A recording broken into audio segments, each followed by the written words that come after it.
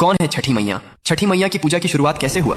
जब सृष्टि की शुरुआत हुई तब ब्रह्मा जी ने अपने कमंडल से जल उंडेला और सृष्टि का निर्माण प्रारंभ किया, लेकिन सृष्टि अधूरी थी। पुरुषों के बिना स्त्री शक्ति का अभाव था। ब्रह्मा जी ने स्वयं को 2 भागों में विभाजित कर लिया, एक पुरुष भाग जो सृष्टि का आधार बना और दूसरा स्त्री भाग जो प्रकृति देवी के रूप में प्रकट हुई। यह प्रकृति देवी ही सृष्टि की अधिष्ठात्री थी, जिन्होंने स्वयं को 6 भागों में विभाजित कर लिया। इन 6 भागों को षड्मातृकाएं कहा जाता है, लेकिन छठी मैया का स्वरूप इनसे अलग और विशेष था। वे ब्रह्मा जी के मन से उत्पन्न हुई। मार्कंडेय पुराण में स्पष्ट उल्लेख है कि सृष्टि के 6ठे दिवस पर ब्रह्मा जी ने उन्हें जन्म दिया ताकि वे संतान की रक्षा का दायित्व संभालें। ब्रह्मा जी के मन से उत्पन्न हुई, इसलिए मानस पुत्री कहलाती है। ब्रह्म वैवर्त पुराण में बताया गया है, जहाँ छठी मैया को सूर्य देव की बहन बताया गया है। सूर्य देव ने अपनी बहनों की रक्षा के लिए छठी मैया को विशेष शक्ति प्रदान की। कथा के अनुसार जब सूर्य देव अपने रथ पर सवार होकर आकाश में विचरण कर रहे थे तो राक्षसों ने देवलोक के बच्चों को नुकसान पहुंचाना शुरू कर दिया। सूर्य देव ने अपनी छोटी बहन षष्ठी देवी को बुलाया और कहा, हे बहन, तुम्हें संतान की रक्षा का भार संभालना होगा। मेरी किरणों से शक्ति लो और पिशाचों का संहार करो। छठी मैया ने तपस्या की। वे सूर्य की किरणों के नीचे खड़ी रहीं, जल अभिषेक किया और ठेकुआ गुड़ गेहूं का प्रसाद चढ़ाया।